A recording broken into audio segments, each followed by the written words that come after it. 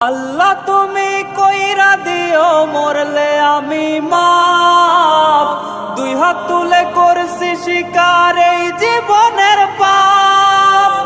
করছি কত জুলুম আমি করছি অত্যাচার, শেষ বিচারে রায় দিও না জাহান্নাম আমার, জাহান্নাম আমার।